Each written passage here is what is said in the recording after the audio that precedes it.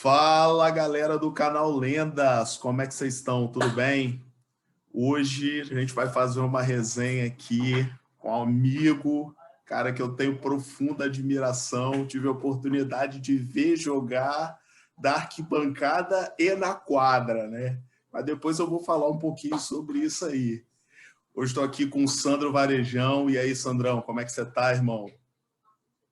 Tudo bem, boa noite, William, boa noite a todos aí do basquete capixaba e do basquetebol brasileiro. É um prazer estar aqui com vocês. Cara, satisfação enorme em recebê-lo, né? Você foi um dos nossos tops pedidos aí de bate-papo e hoje a gente vai fazer essa homenagem. E antes de começar aqui nossa resenha, né? Aproveitar para pedir para todo mundo que está curtindo, está comentando, ou se inscreva, compartilhe, ajude o canal a ficar mais forte, mas principalmente nos ajude aí sendo uma lenda. O nome do canal é Lendas, não pelos participantes, mas pelos nossos entrevistados e pelas lendas que são aquelas que participam, porque o nosso objetivo aqui é contar boas histórias. E hoje a gente vai ouvir aqui uma grande história. Pô, grande porque também o convidado é gigante, né? Quanto, Sandrão? Tenho 2 e 10, 2 e 10. Então, a galera tá vendo sentado, mas é 2 e 10. É muito grande. Mas, Sandro, antes de falar aí do gigante do basquete, das quadras, vamos voltar um pouquinho no tempo, falar do garoto Sandro, né? Já que a família Varejão ali surgiu, como é que é esse seio familiar, onde é que você foi criado ali? Cara, vamos lá, vamos retornar ao famoso tribobó que a Larigo chamava, Show de bola. barracão pro íntimos, e mais Ex- conhecida lá mesmo como São João de Petrópolis, descendo o Vale do Canaã, em Santa Teresa, um distrito de Santa Teresa chamado São João de Petrópolis. E lá tem uma escola agrotécnica, um IFES, uma Sim, agrotécnica, sim, que, como escola técnica, era agrotécnica lá, e meu pai era professor na época. Meu sim. pai jogou basquete na época dele de faculdade, ele fez faculdade na Cândido Tostes, em Juiz de Fora, participou, foi até para o Vasco, mas não ficou, porque tinha um problema que aconteceu lá com a primeira esposa dele, e ele não ficou muito tempo lá, passou só um tempinho no Vasco. E Vou fazer ele um foi... parênteses. Ah, Fazendo um parênteses, desculpa aí, Sandrão. 2 amigos do canal foram alunos do seu pai, tá? Então, um abraço aí pro professor, tá? Estudar ó, no Barracão e tem professor, maior. Eles têm, professor Varejão. eles têm maior carinho pelo professor. Mas assim, pode seguir aí, desculpa te cortar.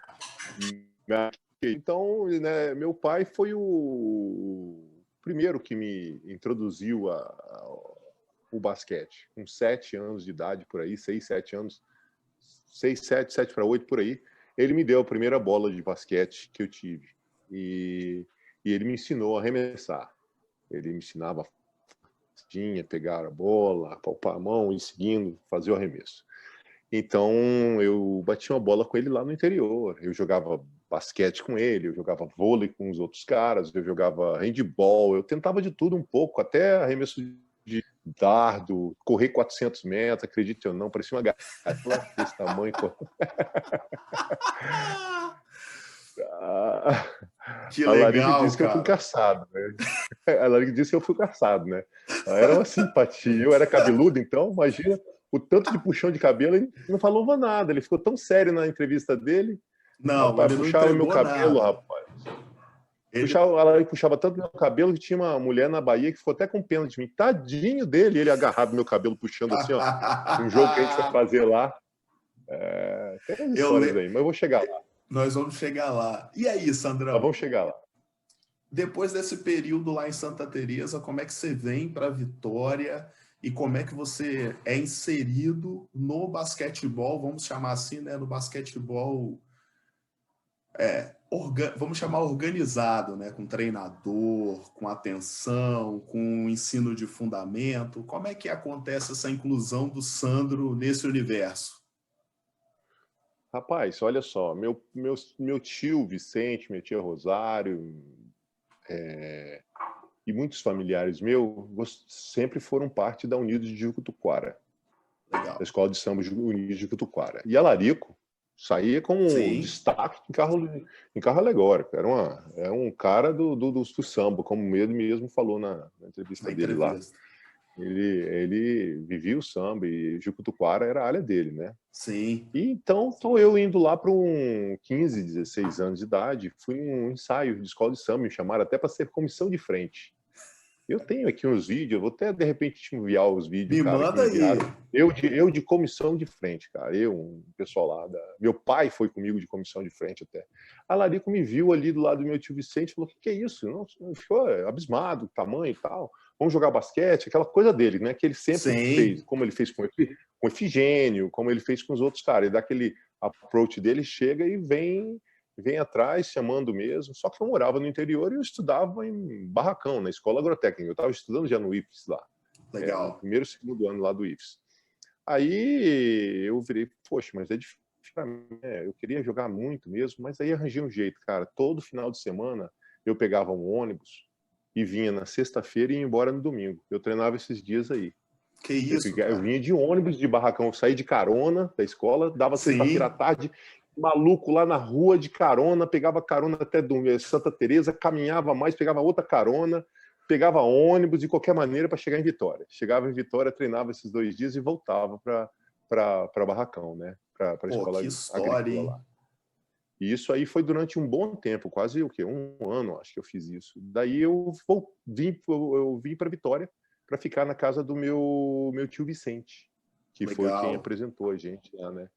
Aí eu comecei a treinar no Saldanha da Gama com ele lá e foi onde tudo começou. Nesse ponto aí, pode falar. Nós estamos falando aproximadamente aí de que ano, assim, Sandrão? 89. Legal. 1989, 88, 89, essa época aí. Bacana. 87, 88, 89, essa época aí. E agora a curiosidade, quando você chega lá no clube gigante e já tinham jogadores lá, né, cara, que estavam lá há muito tempo, né? Era uma fase assim que tinham grandes jogadores no Saldanha. Como é que foi essa chegada aí do Sandrão? Como é que foi a acolhida da galera mais velha com o gigante? Rapaz, não, foi legal. A turma foi legal comigo. Eu sempre fui bem extrovertido, então eu já me encaixei assim, num certo ponto, eu encaixei legal com a turma de cara. Pô, que bom. Poxa, aí eu fui para aquele cantinho, né, que ele mesmo falou, lembra aquela cestinha que tinha? Sim, cestinha atrás era ali, era praticamente a minha casa. O meu início foi a parede, né, cara? Eu vivia na parede ali, tanto fazendo o Mike and Drill, que é os ganchinhos, como fazendo as bolinhas que ele passava, para depois também pegar o ritmo de quadra. Por quê? Porque eu não tinha.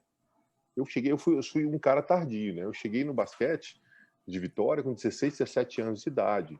E eu não jogava, eu batia umas peladas loucas lá e meu pai me ensinou a arremessar. Arremessar eu sabia. E o resto era complicado para mim mesmo.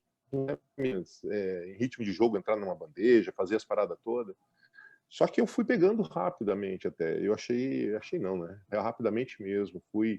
E a turma foi muito legal. Mas eu peguei um time juvenil que era único também. Os caras pegavam no meu pé, mas ao mesmo tempo me ajudaram a evoluir de uma forma impressionante. Se você não ficasse esperto, era bolada na cara, bolada em todo quanto é canto. Imagina Wagner, Wagner com aquela explosão dele, aí Regis também, você tinha que ficar de olho. A mão, ainda bem que ele ali fazia aquele trabalho de paredes, que você joga bola e tem que pegar, tem que pegar, virar de costa e vem aquela bola assim na sua cara mesmo. Ou então jogando a bola, aquele trabalho de agilidade, de destreza ali. E o legal, né, Sandrão, que a orientação do treinador é dar o passe no nariz, né? Não, ele jogava para bater na cara. Se furasse... Jogava para bater. Não, se furasse era no meio da cara. Não tem dessa, não. Ele vai tomar no meio da cara se você não pegar a bola. Então, e a Larico nunca suavizou mesmo, assim, para mim. Ele, pelo contrário. Mas ele É aquela coisa que eu digo para os meninos quando eu dou palestra hoje em dia e falo as coisas, né, cara? Olha, se o técnico tá no seu pé, tá no seu pé, não arrancha ruim, não briga, não. É porque o cara tá prestando atenção em você, meu amigo. É Verdade. porque o cara tá te dando atenção. O dia que ele parar, igual se algum amigo parar de falar com você, aí você tem que ficar preocupado. Tá tudo bem, tá tudo bem. Não, você tá sem a atenção da pessoa, perdeu a atenção da pessoa. A pessoa não tá te olhando mais com os olhos que nem te olhava. Então, presta atenção. Aquilo que ele tá falando é para corrigir, para fazer com que você melhore nos detalhes importantes que tem no jogo. Mantenha a bola alta, boa, o ganchinho, faz, enfia a perna, agacha para marcar. Essas coisas todas são importantes para o cara. Então a Larica era bem detalhista quanto aos fundamentos que ele passava, né? Sim. E ele ficava bravo, vinha, puxava o meu cabelo. Aí é que tá, né? Hoje em dia a gente não. Hoje em dia até converso muito sobre isso também, que existe muito trabalho de coach e em termos de life coaching, que é o que você Sim. compreender a psicologia do atleta mesmo, né? Porque não adianta você ser igual um Bob na vida, só esporro e grito e dando porrada, que você vai conseguir o resultado de todos os atletas da mesma forma. Você tem que entender a psicologia que você tem que lidar com esse, com o Pedro, com o Paulo, com o Rogério, com todo. Cada um tem uma forma, cada um tem um background de onde veio, de uma coisa que você tem que saber tratar. A Larico era bom nisso. A Larico sabia, tinha os caras que ele puxava, eu sabia de onde eu estava vindo também, de como eu vinha, ele puxava e tocava nos botões certos. Então Pô, eu sou muito agradecido pelo trabalho, pela atenção que ele me deu durante esses anos que eu passei de início de carreira com ele. Por isso que eu tenho esse carinho enorme por ele. Eu tenho sem realmente um dúvida. carinho enorme. E, Sandro, você falou aí um pouquinho da recepção desse time juvenil aí, né? Tenta, se puder lembrar um pouco aí, né? É óbvio que pode, já pedimos desculpa aqui se for alguém, mas assim, tentar lembrar da turma que desse convívio. Porque eu cheguei Olha, no Saldanha em 88 com 12 anos, então eu lembro dessa galera aí com um extremo, com um saudosismo enorme, assim, mas ouvir de você que estava nesse time aí, que eu vi várias vezes jogando, é algo fantástico, diga lá. cara, eu consigo ainda, sabe, o gostoso é que eu consigo ainda, com os olhos daquela época, de um garoto aprendendo, lembrar dos caras e lembrar como eu via o talento de cada um. Via o Wagner na vida com aquela explosão dele, Sim, aqueles passe meio rápido, que era muito de rápido. costa, aquela coisa. Regis com a habilidade que tinha de handles, que se chama mesmo, né, que é com a mão, com a bola, de drible.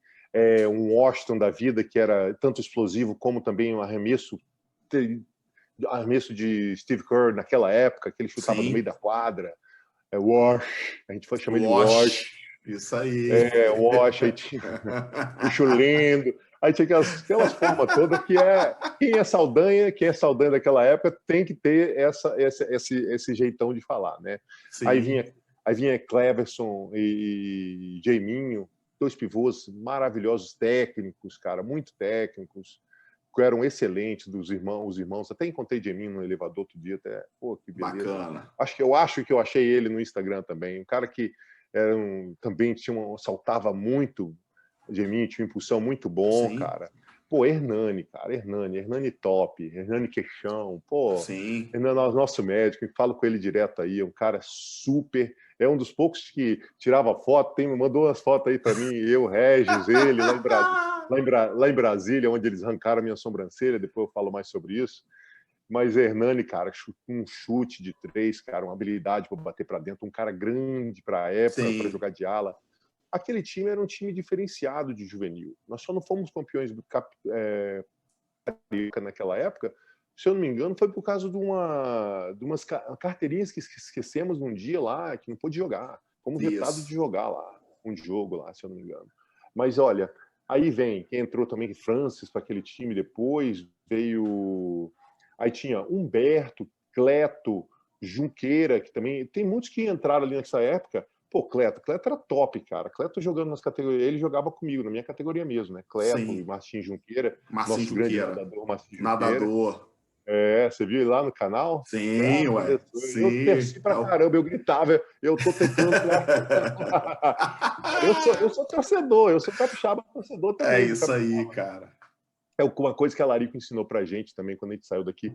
Pelo amor de Deus, vocês quando me dão uma entrevista, façam igual os baianos. Se os baianos façam uma entrevista com um baiano sobre a economia mundial, eles dão um jeito de falar da Bahia, do É acarajé. verdade, isso é verdade. Larico sempre falou isso, né? Ótimas. Essas aí eram ótimas. E isso fala mas muito... quem? Humberto, vou lembrar aqui para não esquecer de ninguém. Trololó, tinha Trololó, que também jogava na categoria de baixo. Tinha Léo Monjardim, tinha Dutti. Pô, Dutti, nossa senhora, Dutti, o homem das 5 partidas da quadra no Tijuca. Dutti, tive que falar essa aí, Dutti. Essa tive que falar. Ele entrou na bandeja no meio da quadra e lá vai Dutti, todo mundo espichou o olho. Vai, Dutti! Cara, essa aí foi clássica das clássicas. Dutti, você tem uma das clássicas. Eu sei que tem muitas clássicas também, cara, mas você é dono de uma das clássicas do basquetebol capixaba. Saiu na bandeja do meio da quadra em diante. Essa é boa, essa é deixa boa. Eu ver aqui. Você não sabia, não? Que ele abriu uma bandeja? Não, eu sabia dessa daí, eu sabia. Eu sabia. Agora ele vai. Eu sabia dessa história aí. Essa história é clássica, pô. Marcelo, cara, Marcelo cara, Caetano, Léo Lima, né? Quem olha para ele assim não vê, né? Lembra dele saltando, cara, saltava, dava umas saltava maneira, muito. Cara, o Léo Lima também, né? O Léo Lima participou muito. Não, eu vou falar Léo Lima, Cojeca, falta ainda. Isso aí. Tem Léo Lima, cara. Eu teve uma época que eu corria muito, a Larico disse que eu parava e não ia até a terceira ponte, não. Eu me escondia. Nada, eu corria. Eu e Léo, Léo, Cojeca, eram os 3 que mais corria. A gente ia até a terceira ponte e voltava sempre, cara. Isso no nosso time ali, né? No juvenil. No juvenil. E Sandrão? Mas quem? Cojeca arremessava bem, cara. Mas Léo era habilidoso, Léo era muita saúde, espécie de um rato da vida que não parava de correr, não tinha pique para tudo, né? Mas quem?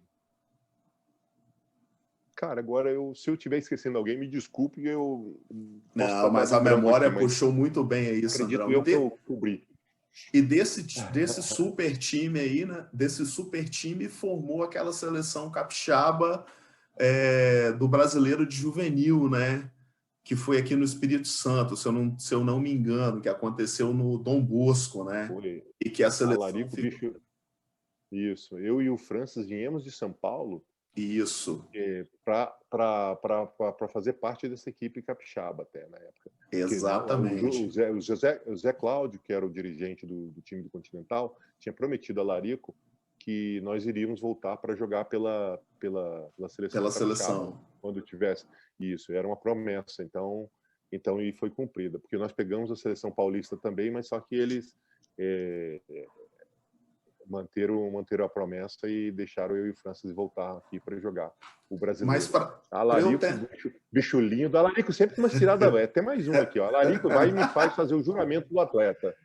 Sério? Nossa. Eu que fiz o juramento do atleta, cara. Pô, já tá as seleções todas assim, lá vou eu fazer o juramento do atleta. Cara. Que isso, cara. Isso eu acabei pulando. Acabei pulando uma etapa aqui, mas você ficou quantos anos no Saldanha e do Saldanha você foi para onde, né? Só para todo mundo poder conhecer melhor essa história. Vamos lá, em torno de 3 anos no Saldanha. Legal. Foi juntando tudo uns 3 anos no Saldanha, que foram o ano que eu estava indo de ônibus, segundo ano já treinando com juvenil e infanto, e entrando para o lado do juvenil no outro ano. Foi isso mesmo, que eu morei com meu tio Vicente, depois morei com meu avô no outro ano. Que até Léo Monjardim também. Léo Monjardim também, a gente via todo dia, eu e Léo parava ali na frente de casa, a gente ficava conversando, porque ele morava do meu lado na época. Né? Bacana. Em Fradinhos.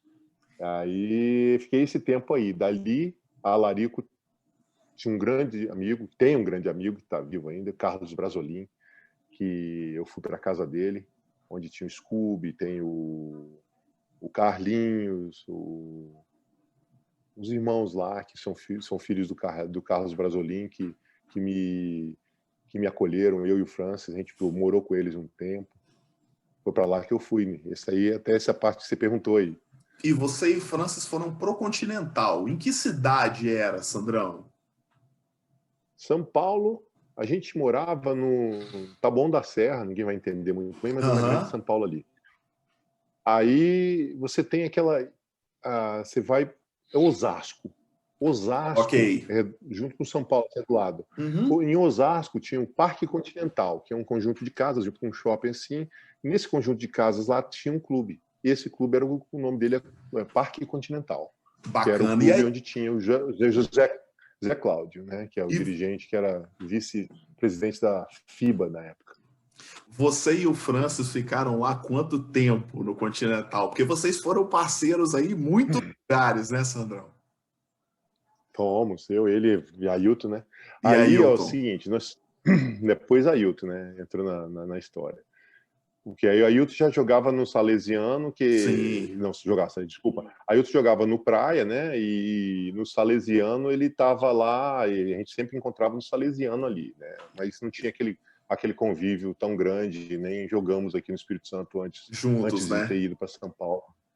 Nada disso, não. Mas eu estava no...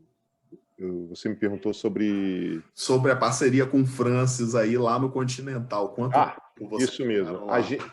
Cara, o Francis é um coração gigante, né? Eu sempre falo isso, que eu amo o cara. É um cara que eu adoro mesmo até hoje. A gente tem um convívio muito grande.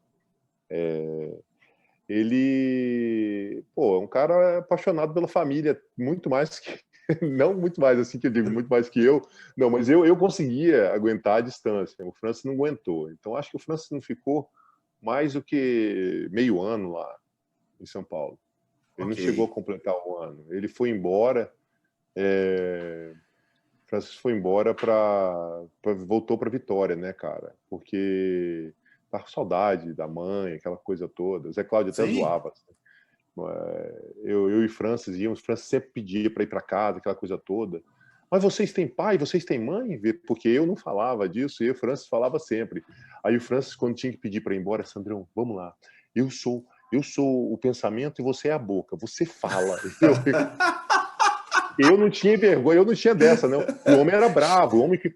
Ele já entrava na quadra vendo o nosso treino de charuto na boca. O homem era vice-presidente da FIBA e o Enio era o nosso técnico, que foi você, técnico porra, da seleção. sem O Enio, o dúvida. Enião.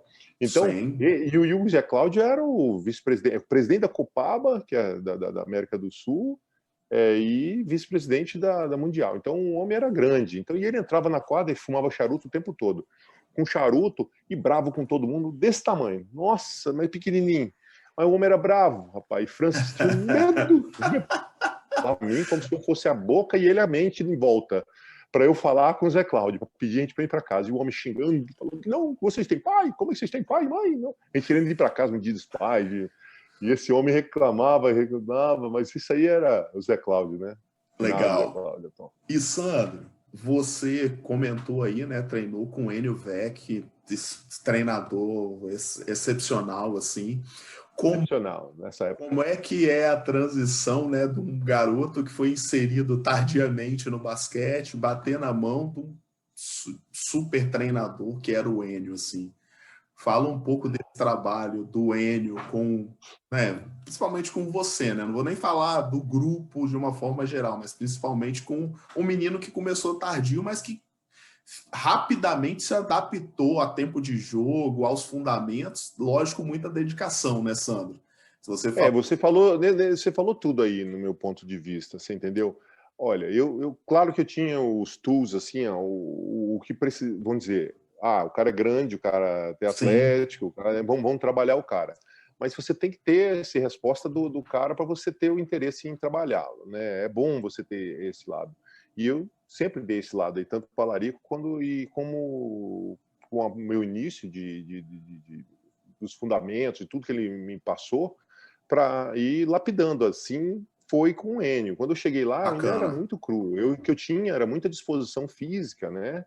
Eu sempre fui mais atlético naquela época, né? Sim, Então, eu fui desenvolvendo. Era muita transição que eu fazia, era muito jogo, o joguinho mesmo parado, era mais o arremesso, os fundamentos estavam vindo, conforme o ritmo de jogo vinha, eu estava aperfeiçoando todo esse outro lado aí. E treinar com o Enio nada mais foi do que uma continuação do trabalho excelente que o Alarico estava fazendo já, no meu ponto de vista. Sem Ele dúvida. deu muita atenção, ele depois que eu saí da casa dos Brasolim lá, do Carlos Brasolim, eu fui morar. Gente, só para vocês lembrar também, só para todo mundo lembrar aqui, Mar de Rosas não existe não, viu? É dificuldade. Eu peguei ônibus no início, tá? Vinha de ônibus, para pegar, só de ida e vinda era mais de 3 horas de ônibus, 4 horas de ônibus, para vir lá de Vitória até de Barracão, até pegando carona até Vitória.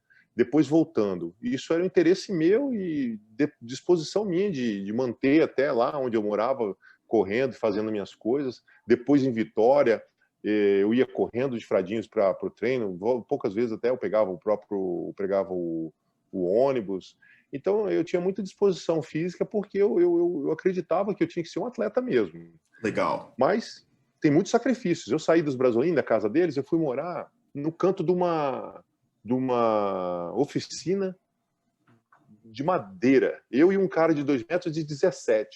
Que isso, cara? Tem história. Eu e um cara de 2,17 m, chamado Sergipão, era o apelido dele. 2,17 m. Moramos no fundo de um quintal, era um quarto, com uma cozinha, com uma coisa assim, e uma salinha, que era junto com a serraria. Então não tinha horário, dormir, essas coisas. Que era ali no Caxingui, do lado do Morumbi. Do lado do Morumbi, uma serraria ali. E o Enio trazia cesta básica, e, cara, a gente pegava 2 ônibus, assim, cara, de quase 1 hora e pouco para ir para o treino, voltava à noite cansado, tinha que ir para o Objetivo de Pinheiros estudar no dia de manhã. Foi uma loucura na época, minha época que eu cheguei em São Paulo, meu primeiro, segundo ano ali, foi uma loucura mesmo. Mas tudo pagou, né, cara, para o meu desenvolvimento. Não tem um caminho que você vai dizer só ter flores nele, não. E, Sandro, após o Continental, Sandro vai parar, né? Se eu não me desculpa aqui se eu errar, mas Sandro vai parar nos Estados Unidos. Não. Ainda não, né? Ainda não. Desculpa, Sandrão. Então me permita. Vamos lá. O caminho aí. Depois... Não, tudo bem. Eu te dou Me dá um desconto. Não, tudo bem. No final do Continental ali, para 19 anos quase, eu peguei a seleção brasileira. Isso. Peguei a seleção brasileira juvenil. Fui cortado da seleção juvenil no último corte para ir para Edmonton, no Canadá, para o Mundial. Que na época era Rogério, Demetrios, Janjão. Fernando Minuti. Não, isso aí era juvenil. Fernando Minuti é mais velho. Mais velho, né? Isso. Aí tinha o Rogério, né? Tinha o Janjão, tinha o Vanderlei, o Cavalieri, o Cambraia, tinha uma turma mesmo, Douglas, Telmo. Ok. E eu fui o último corte que estava entre eu e outro cara que era da minha idade na época, que era o Olívia. Minha idade Olívia, que ele era mais alto que eu, até ele jogava de ala, o Olívia. Sim. Até nem jogava de pivô, ele jogava de ala. O último corte, fui cortado e foi o Olívia. Você entendeu? Aí Entendi. Eu fui dali para o time que foi campeão brasileiro, me chamou. Que o Luiz Felipe também deu uma letra lá, junto com o Zé Carlos. O Efigênio já estava nesse time, né? No time que eu fui? No time do Luiz. Não, o Efigênio não estava nesse time na época que eu fui, não. Só se ele jogou antes, cara. Legal. O Efigênio jogou com o Felipe, foi em Suzano ou em algum lugar assim, eu acho. Porque Lençóis Paulistas, porque eu joguei com o Luiz Felipe, fui em CESP Blue Life, em Rio Claro. É verdade. Brasileiro, onde tinha o Derek Hill, aquele cabelo que Sim, isso um cabelão reto assim. Exatamente. Junião, Caião. Eu fui para lá. Foi onde o Caião me falou dos Estados Unidos, porque ele tinha passado por faculdade nos Estados Unidos, jogado lá. E, poxa, eu desse jeito que eu era, tal, se eu não tinha interesse, eu tinha 19 anos para 20, se eu não queria ir e tal. Eu falei, nossa, eu tinha uma vontade para os Estados Unidos, todo aquele monte de sonho, né? Aquele sonho de de jogar nos Estados Unidos. E tem que sonhar. Eu falo com os Sem garotos, não dúvida. perde sonho, não. Eu sonho que continue. Motiva a gente, né? Daí eu aceitei aquilo ali, comecei a conversar e tal, e do nada eu passei 6 meses em Rio Claro.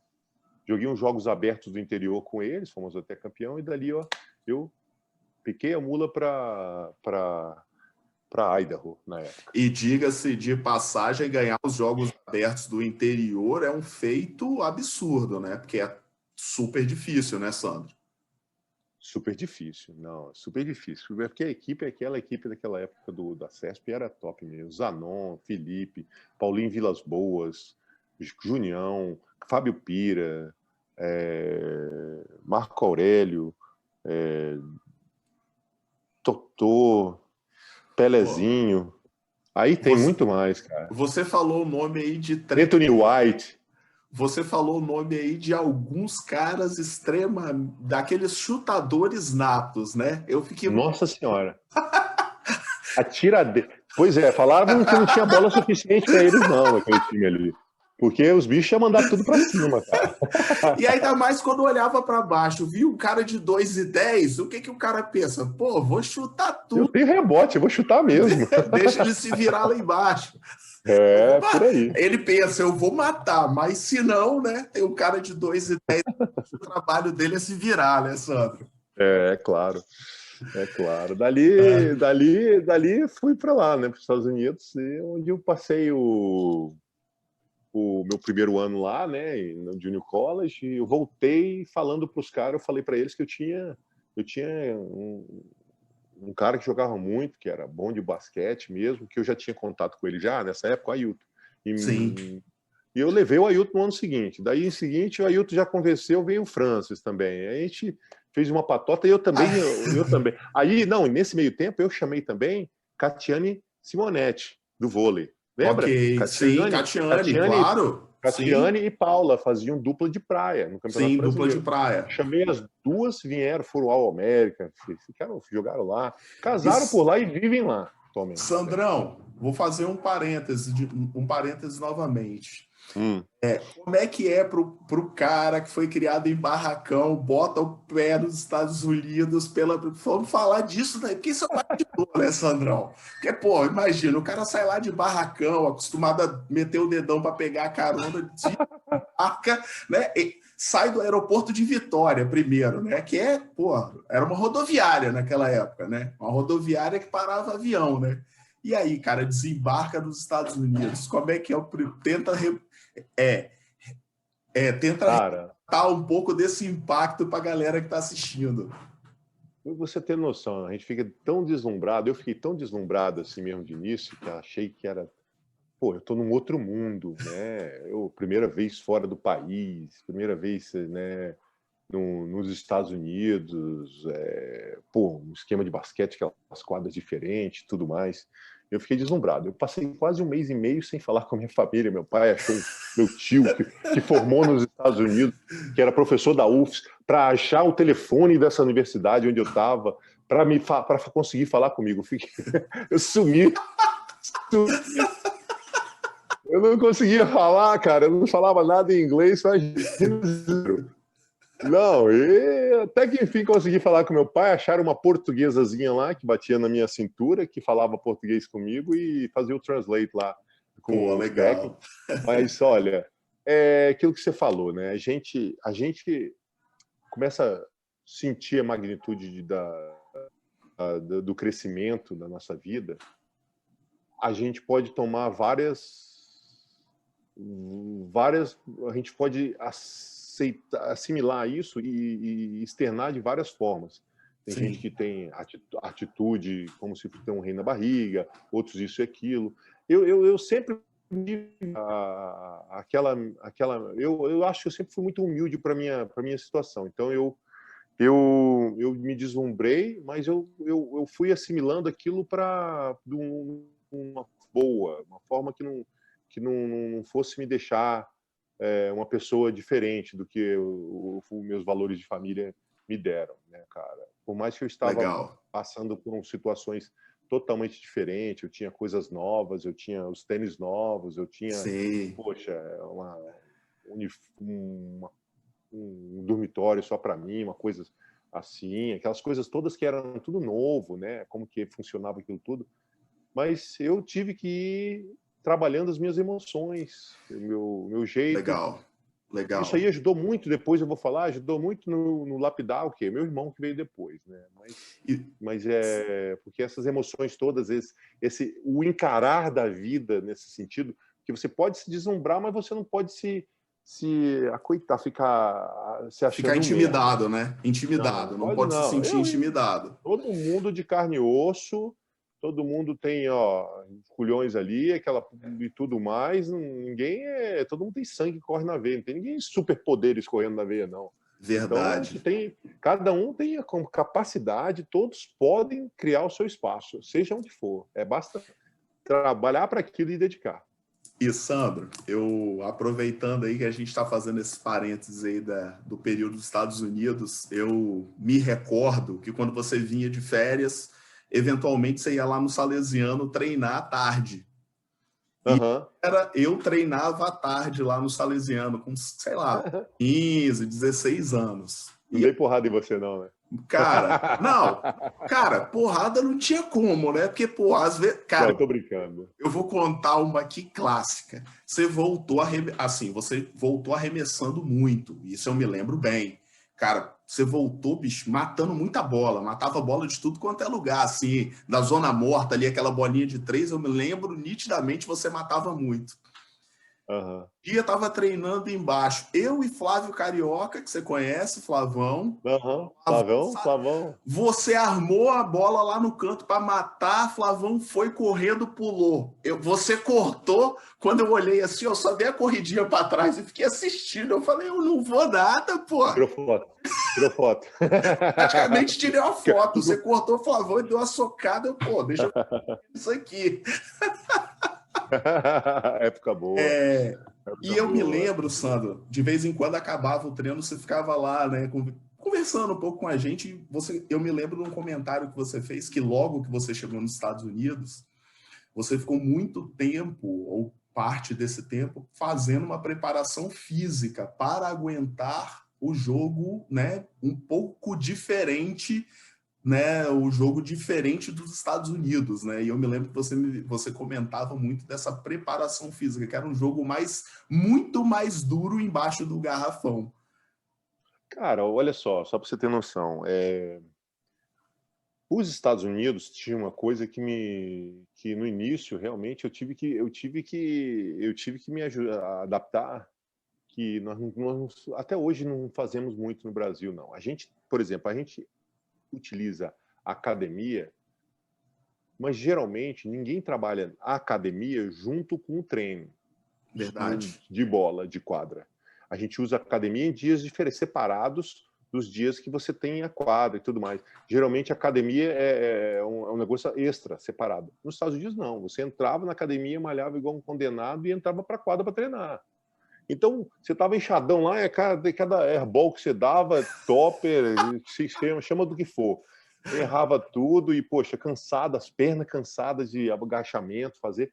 Então, é muito voltada para o seu físico e no cansaço do seu físico, você conseguir lidar com aquela musculação toda que você fazia. Então, isso aí, para mim, no início, me cansava muito. Cara, a gente chegava do treino, eu lembro até uma época, a Yuto, foi meu colega de quarto também, né? A gente chegava no quarto, a gente só queria deitar na cama e tentar ir dormir cedinho para recarregar as energias todas, cara, porque o pau ia quebrar, porque o técnico não dava mole não, cara. Legal. Era treino puxado, o treino era feio mesmo. E, Sandro, nesse período que você ficou lá nos Estados Unidos, se eu não me engano, né? Desculpa aí se eu errar mais uma vez, mas eu sei que você recebeu um prêmio lá da conferência ou do estado que você estava.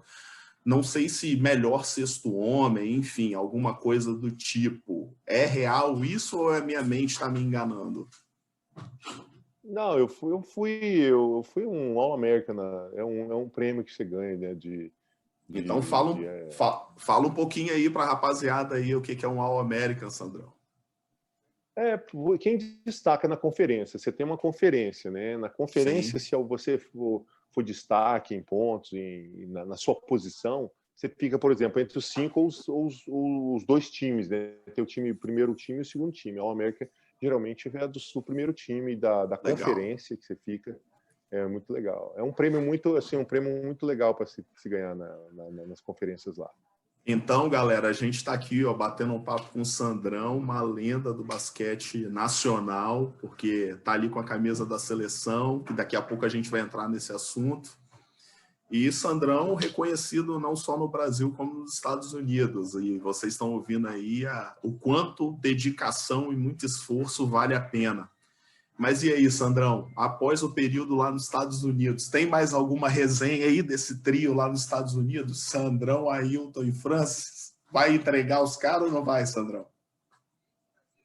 Não tem necessariamente nenhuma resenha nossa, assim, não, mas coisas engraçadas, assim, que aconteceram entre a gente lá. Pô, deixa eu ver. A gente tinha o nosso grupinho, virou uma patotinha, né, cara? Era eu, o Francis, a Ailton, a Catiane e a Paula, né? Aí tinha uns brasileiros em volta lá também, então era uma turma boa lá que a gente tinha. Mas algumas coisas engraçadas que tem é que eles achavam que eu era como é que era? Eu botava uma camisa de frio fina e o bermuda. Cara, e lá é um dos lugares mais frios, né, dos Estados Unidos. É mais de 6 meses de neve. Que Neve isso? dessa altura, assim, no chão, ó. O tempo inteiro neve. E eles olhavam assim do dormitório, lá vinha um cara na neve, assim, andando, só de bermuda, de camisa de manga comprida, mas desfininha. Era eu.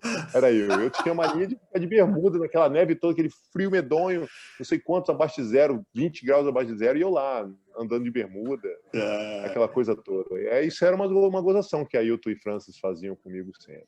Porque eu Legal, cara. andava sempre de bermuda e uma camiseta fininha. E Sandro, nesse período lá, você jogava em qual, vamos falar assim, qual posição? Você era 4 ou 5 nesse time? Cara, eu era 5. Legal, Eu legal. era E 5. só para a turma que vai assistir aqui, que não entende muito a questão das posições, Sandrão, tenta explicar aí um pouquinho como é que funciona esse esquema das posições, né? Porque a gente falou aqui de 4 ou 5 e tem gente que não conhece. Eu vou deixar com a fera falar, né, meu irmão? Eu falo, não faz sentido nenhum, né? Nada, que isso. Eu sou pivô, cara. Vai deixar pivô falar de posição? Não, deixa eu te falar. Ó, o que acontece? Antigamente, que não é o basquetebol atual, lembrem-se disso, Sim. usava-se realmente o que o 1 com a posição de armador, 2 que é um ala, o 3 e o outro era um ala pivô, que é um pivô 4, que é um pivô mais móvel, e o 5 que era um pivôzão. O que o 5 faz? O 5 fica normalmente só mesmo naquela zona de dentro do garrafão. O garrafão é isso aqui, o pivôzão vai funcionar por aqui. Ele só sai realmente para fazer bloqueio na época. Já o pivô 4, que é um pivô mais móvel, de dentro do garrafão, ele tanto pode abrir um pouco, como ele pode vir para a cabeça do garrafão aqui em cima e receber essa bola aqui para desafogar o pivô de baixo. Isso mais naquela época, gente, lembrem-se disso. E aí vinha o 3, né? Pode ser em qualquer um dos lados, o 2 e o 1 em cima. Legal. Mas hoje em dia, gente, o basquetebol atual da NBA, e não necessariamente no mundo todo, viu? Porque a Europa mantém a Argentina, como vocês viram no último Mundial, Sim. aquele time chato, medonho lá, cultiva uma coisa que eu acho muito bonita, que é o basquetebol ainda trabalhando meia quadra, aquela coisa toda. Porque hoje em dia, se você olhar nos Estados Unidos, todo mundo chuta de 3, todo mundo entra aí batendo bola contra... Parece um monte de porra louca, desculpa pelo termo, parece um monte de E porra é louca. verdade. É um jogo meio que parecendo desorganizado. Exatamente. Tenta fazer uma situação de isolou, é 1 contra 1. É isso Não é um aí. jogo trabalhadão, os bloqueios todos funcionando para ter várias opções dentro de uma jogada. Não, é praticamente uma opção de isolar realmente, tipo isolar um lado lá, ou então um cara pegar e na marra dele bater para dentro e fazer uma bola espírita. eu acho muita porra louquice, muitas das coisas que acontecem. Eu prefiro aquele estilo de basquete da minha época, que trabalhava-se mais o trabalho em equipe mesmo, aquela coisa de envolver outra equipe, como a Argentina. Se vocês assistirem a Argentina, vocês vão me entender. É um basquetebol mais nesse nível, que ainda se senta na meia quadra e trabalha a meia quadra, joga no pivô, aí volta num ala, que o pivô vai entrar mais próximo da cesta, se o outro cara ajudar, sobe outro pivô em cima. Aí aquelas coisas todas, que se envolve a outra equipe dentro daquela movimentação. E não o vai com Deus do isolar. E esse, você vê os caras de 2,15 m, 2,16 m, 2,13 m, nem estão querendo muito eles no mundo, cara. Nem estão querendo muito. Verdade. O cara mais quisto hoje, em termos de altura, é até 2,9 m, 2,10 m. Eles não estão querendo mais os caras grandalhão, porque eles querem esses caras tudo fazendo de tudo. O cara faz de tudo. O cara pode ser ala, armador, pivô, faz de tudo. Então eles querem esses caras bem imóveis lá nos Estados Unidos. No mundo ainda está meio diferente, mas é por aí mesmo. E eu era 5, passei a ser depois 4. 5 eu joguei nos Estados Unidos durante o meu tempo nos Estados Unidos. Mas quando eu voltei para o Brasil, o Hélio identificando também do meu arremesso, que eu fui para Franca, eu comecei a fazer um pivôzinho mais móvel na cabeça. Foi onde eu fiz o meu ganha-pão de basquete, chutando bolinhas da cabeça. Isso. Sandrão, quantos anos como profissional, né? Porque você volta dos Estados Unidos e passa a ser profissional, certo? Você já era profissional antes, né? Você pegou ali alguns anos já como profissional, no período que você já estava em São Paulo, mas oficialmente voltando dos Estados Unidos, com uma bagagem maior, tendo jogado mais experiência de vida também, né, Sandrão? Quantos anos... Cara, Enquanto profissional, quantos anos de carreira, Sandro? Somando tudo, 10 anos no máximo. Legal. Em 1997 foi quando eu peguei a primeira seleção brasileira. Eu vinha dos Estados Unidos, eu estava terminando faculdade, e jogava na seleção. Foi quando o Hélio Rubens, 98 para 99, me chamou para jogar em Franca, que foi o meu primeiro ano no Brasil. Se eu não fizer essa pergunta, muita gente me bate, tá, Sandrão? Eu vou tomar um puxão de orelha. Sandro, você estudou o que nos Estados Unidos? ACE, Athletic Coaching Education. Bacana. É o quê? Uma formação específica em técnico. Bacana. É o atleta técnico, né? Você forma, mas mais específico para a área de basquete. Bacana. E, Sandro, quando você voltou, caiu lá na mão do Hélio em Franca. A escola de basquete, né, como se a gente tivesse que falar em escolas extremamente tradicionais de basquete, a gente falaria lá da escola do Flamengo, né, que sempre foi uma grande escola de basquete. Em São Paulo, a escola de Franca, e tem várias outras escolas, mas naquele período ali que você voltou em 97, a principal escola de basquete, com Hélio Rubens e todos os grandes atletas que ele formou lá. Conta um pouco desse momento aí, Sandrão. Cara, olha, a minha relação com o Hélio, em termos de atleta técnico, eu tenho ele também como um mentor, né, cara? Ele é um cara que eu entrei no Brasil por causa dele no time de Franca. A gente foi campeão brasileiro e de lá fui para o Vasco. Ele foi também, fui campeão mais 3 anos com ele no Vasco. Então eu fui campeão 3 anos seguidos. Eu fui campeão 3 anos seguidos brasileiro. Tudo com Hélio Rubens, entendeu? Então eu passei a compreender até mesmo o meu estilo de jogo como profissional. E eu gostei muito do que eu vi com o Hélio. O Hélio é um cara que enfatiza muito o trabalho, o sistema dele. Ele enfatiza muito o sistema dele. Ele mantém todo mundo. Ele tem um critério, né? Ele põe uma jogada, vamos dizer assim, vamos explicar assim por esse lado. Ele cria a jogada. Na jogada, ele quer que todo mundo siga os passos da jogada para envolver o outro time. Obviamente que tem as suas variáveis numa jogada para criar situações diferentes. Mas ele sempre foi contra a porra louquice, né, cara? Que é o quê? Você sair da jogada, você não tem nenhum rebote, sair arremessando uma bola espírita, essas coisas assim, ele arrancava você até da quadra e botava você no banco. E isso me Queimar um enfatizava arremesso muito. rápido, né, Sandro? Não, Pode queimar um queimar um arremesso arremesso. rápido, sem rebote e ainda errando, não tolerava. Ele não tinha paciência para isso. Então ele já arrancava da quadra, esporro mesmo que comia. E eu gostava muito disso, de eu saber o que eu tinha que fazer na quadra, o que ele queria de mim. Eu tinha claramente na minha cabeça o que ele queria de mim. Isso aí é muito bom. Para qualquer um, quando vai jogar, o principal do jogador é quando ele se compreende. Ele passa a entender o que ele é para uma equipe quando a equipe chama ele. O que um técnico, mais importante ainda, é um técnico enfatizar isso e colocar na mente do time o que cada um vai fazer aqui, o que eu quero que cada um faça. Obviamente que tem dias que um cara que não pontua vai pontuar, mas você não está aqui para pontuar. Você está aqui para carregar piano, é defesa, é se jogar, um antes varejão, é se jogar, é fazer as coisas pequenas, e você não está aqui. É um valor imenso para esse cara que faz isso aí. Eu quero que você faça isso. Aí tem um cara que pontua, um LeBron James, carrega o piano no pontuação. E aí tem os caras que entram para defender, para cansar outros caras, para eles voltarem com os titulares que fazem melhor certas partes que os outros. Mas eu gostava do Hélio, que ele tinha critério dentro do que ele queria. E aquele time, e os times dele sempre faziam.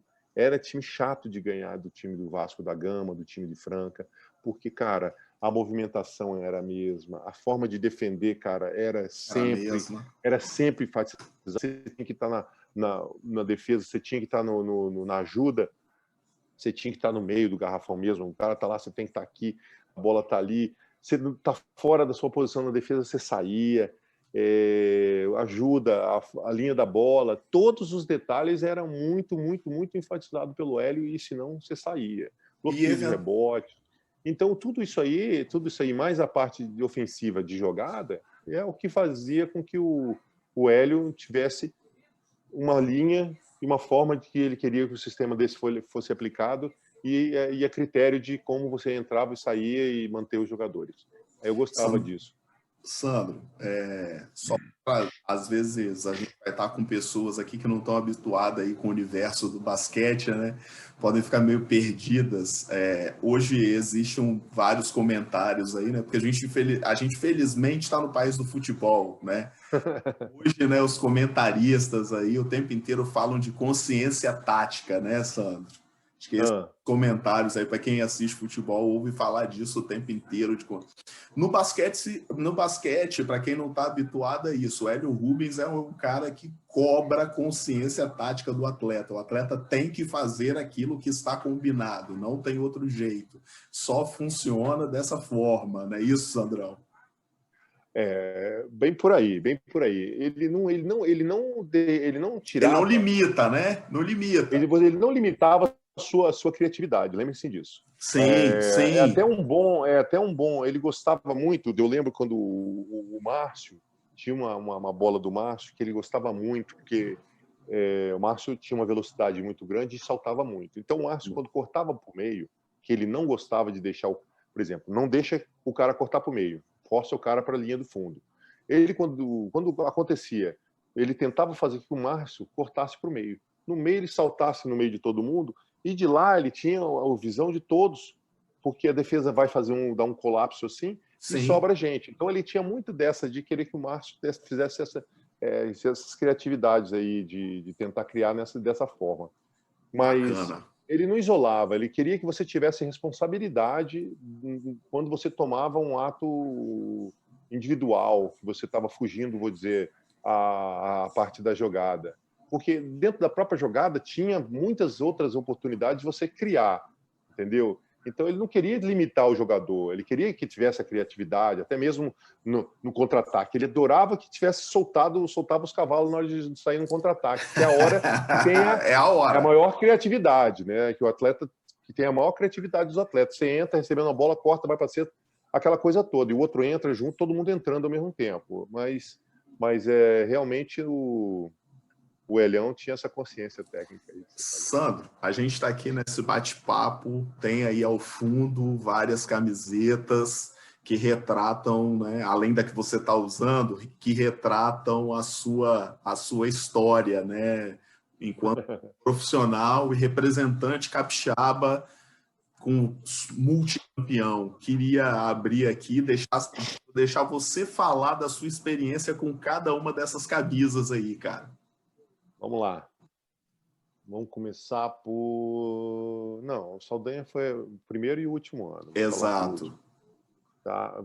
Eu fui pro Vasco, né? Eu fui para Franca, que a camisa do Franca não está pendurada aqui. Eu fui para Franca, não está aqui. Mas eu vou falar das camisas que estão aqui. De Franca, eu fui para o Vasco, essa aqui. Bom, o Vasco, cara, o Vasco foi, até hoje, a menina dos olhos da minha carreira, vamos dizer assim. Se alguém vai falar de mim, se alguém tem um conhecimento de quem é o Luciano Varejão, não é pela seleção brasileira mesmo. Não é só necessariamente pela seleção brasileira, né? Mas muito mais por causa do Vasco da Gama. Foram anos maravilhosos, em 99, 2000, 2001, né? Até 2002, aquela época toda ali, a gente ganhou tudo. Foi vice-campeão mundial, a gente ganhou de campeão europeu, ganhou de campeão da Oceania, ganhamos de todo mundo. Era um time que jogava muito bem junto, finais históricas contra o Flamengo. Um time que tinha Josuel, tinha Pipoca, tinha Oscar, Rato, Caio Cassolato, times assim, lotados de estrelas, Robin Davis, e assim vai. A gente jogava que nem música, todo mundo sabia muito bem, um Demetrius da vida, que é um puta de um técnico atualmente, e um craque como um armador, Rogério, caras educados taticamente, que esse era o diferencial daquele time. Todos os componentes daquelas equipes ali foram caras que realmente entendiam o que era um trabalho em equipe. Cara, era impressionante você fazer as jogadas, fazer tudo, e as variantes, a hora que criava dentro da jogada, era porque você sabia que o Rogério ia dar um backdoor no ala dele. A bola rodava a bola, que você olhava para passar a bola para o Rogério, ele vinha para receber, dava um backdoor. Você sabia, pelo olhar dele, já sabia que o cara vinha babando, se ele dar o backdoor no cara. Toma o backdoor. Toma aí. Você sabia que o Vargas ia pedir uma bola por cima quando ele escorava assim. Aí. Então, a gente passou a se conhecer muito. Pô, uma noção muito grande de como era trabalhar um com o outro. Um desafogava o outro, por exemplo. O Vargas precisava de espaço para jogar embaixo. Eu era um cara que matava a bola. Então, se eu tivesse na cabeça do garrafão, sobrava espaço embaixo. O pivô não podia descer para ele lá ajudar. Se descesse lá, sobrava eu para arremesso na cabeça. E a gente assim foi. As peças que foram entrando nessas equipes foram peças que foram ajudando. Então, cara, esse foi o Vasco da Gama. Sandrão, só aquela perguntinha bacana, né? Cara, Sandrão passa muito tempo jogando de 5, aí o Hélio introduz ele para jogar na posição 4, ele chega no Vasco e vê o Vargas de 5, quando a bola bate na mão, Sandrão. Quantas passam e quantas chutam, Sandrão, de 10? O quê? De Vargas marcando? Não, você de 4 e o Vargas lá embaixo. No ataque, a bola bate na sua mão. De 10 bolas, quantas você tinha? Você olhava e falava assim, rapaz, eu acho que eu vou chutar. Como é que era isso aí, Sandrão? Deveria ser bom demais, né? Se olhar e ter um 5 lá embaixo, igual o Vargas, você com a bola aqui e falar, rapaz, eu acho que eu posso chutar essa que ele pega, hein? Não, pois é, você tem uma segurança, né, cara? Um cara que pegava reboteiro também, pancadaria lá embaixo, o Vargas era firme também, não tem a dessa, não afinava, não. Hoje em dia é muito mais fácil de afinar, né? Jogador hoje em dia, os caras grandão, tudo jogando de ala, jogando não sei o quê, tudo passeando na quadra. Antigamente era lá dentro e lá, por exemplo, meus dentes são tudo porcelana. Meu nariz 14 vezes quebrado. 14 vezes quebrado no nariz. Cara, era outro... Então, costela quebrada, então, era pancadaria mesmo. Sobrava pancadaria. Não que eu estou aqui incentivando a pancadaria. Não. Claro que não. O jogo tem que... Mas, para mim, o jogo tem que ser firme. O jogo tem contato físico. Ninguém tem que realmente sair batendo no outro, mas tem que ser um jogo firme. Hoje em dia, se não toca na pessoa, você está lá, falta. Não perde a beleza. Não é que eu estou incentivando a pancadaria, mas, bicho, perde a beleza do jogo, do meu ponto de vista, entendeu? Sem dúvida. Então, nessa época aí, com Vargas lá embaixo, Janjão, Ailton, que jogou comigo, era bem mais fácil, né? Mingão, era bem mais fácil jogar com os caras desse nível. Quando era Mingão, eu estava embaixo, o Mingão ficava em cima.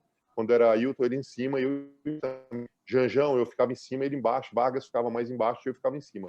Mas Legal. com a movimentação que a gente tinha, sobrava para os dois fazer o mesmo, eu e Vargas. Sim. Então, tanto eu ficava de 4 como de 5, como o Vargas de 4 como de 5. Mas isso aí foi a época do Vasco. Fomos campeões, vice-campeões mundiais, campeões brasileiros 2 anos seguidos. Fomos campeões sul-americanos 2 anos também. A gente ganhou praticamente tudo com o Vasco. Foi e muita história gente, da minha vida. Muita gente talvez não se lembre ou não saiba, né, Sandro? Mas quando você fala do vice-campeão mundial, comenta aí quem que foi o campeão.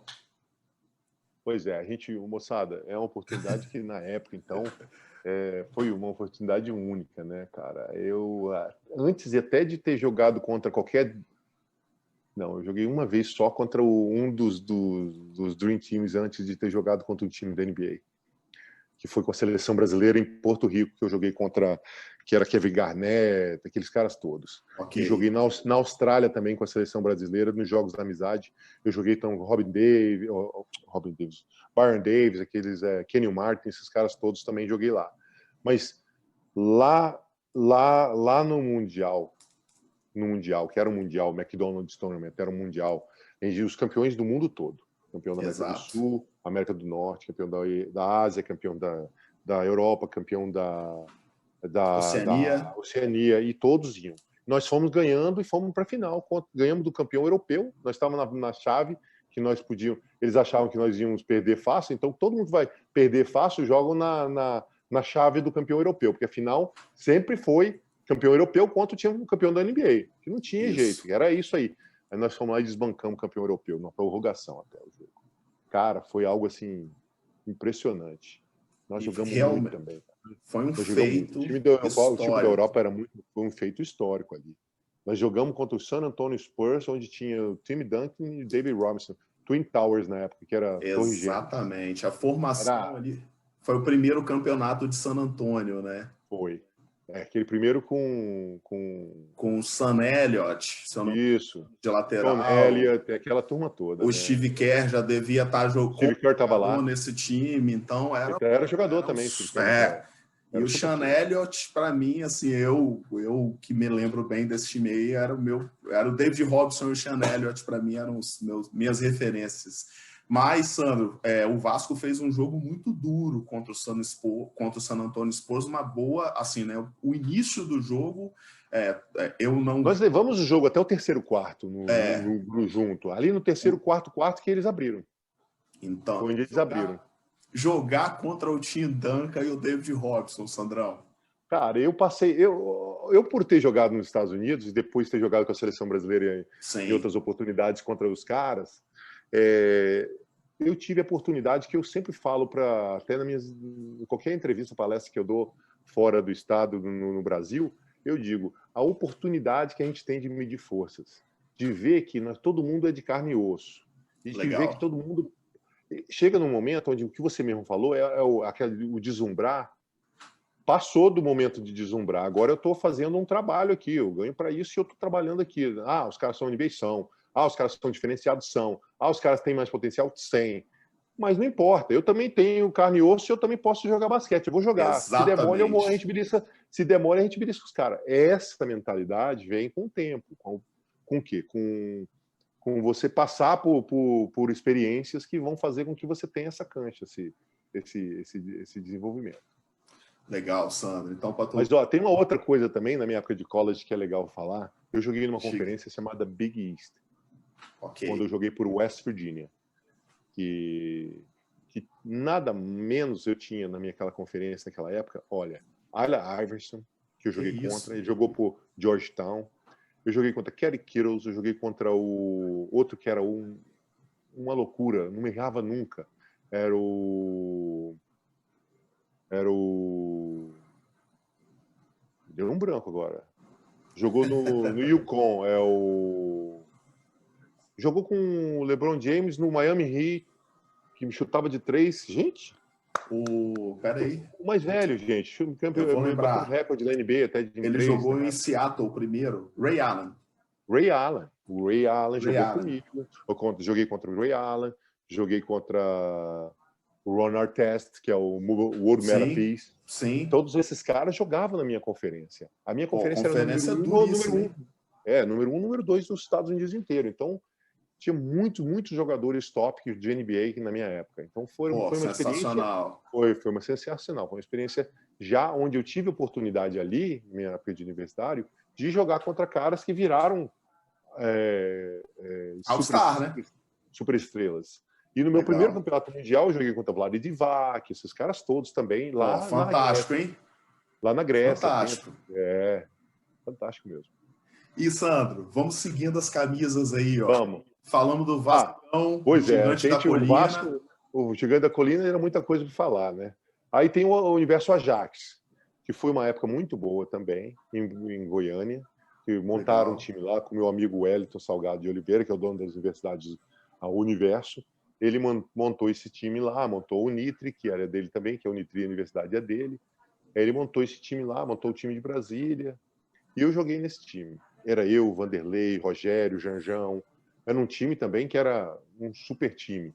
A gente, infelizmente, não conseguiu mais do que ganhar o regional e ganhar o campeonato local lá.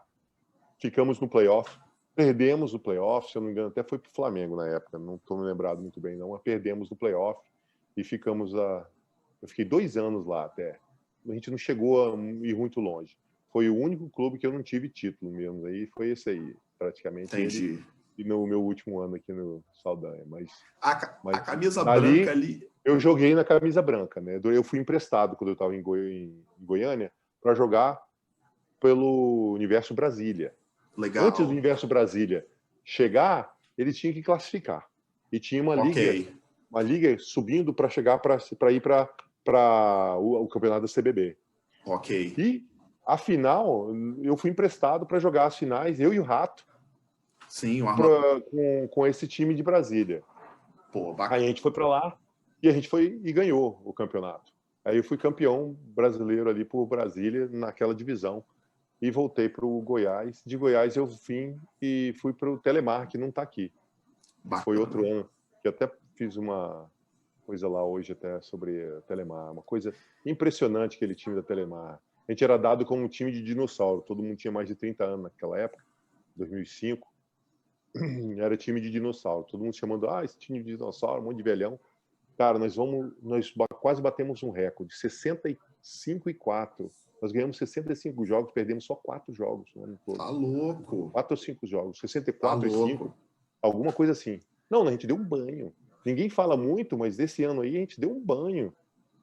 A gente deu um banho de basquete no brasileiro. Espetacular. Era eu, Rato, Everaldo, Ailton, Marcelinho, Betão, Rato já falei. Quem mais tinha ali naquele time? Dedé. Eu sei que, bicho, foi um time que só faltava tocar. Jogava que nem música. Um time que jogava muito fácil. Espetacular. O Oscar foi um dirigente impressionante. Ele entrava na quadra com a gente, cara. Ele fazia a gente treinar o dia inteiro quando a gente perdia um jogo. Quando perdemos 5 jogos, ele fez a gente entrar na quadra. A noite inteira viajamos de ônibus, fez a gente jogar baralho com ele a noite toda. Chegamos no Rio de Janeiro, ninguém vai para casa, o ônibus direto para a quadra, e na quadra treinamos o dia inteiro. Traz a comida aí, na hora do almoço, vamos comer. Tá louco. E, ó, Sandro. Maluco morrendo na quadra lá.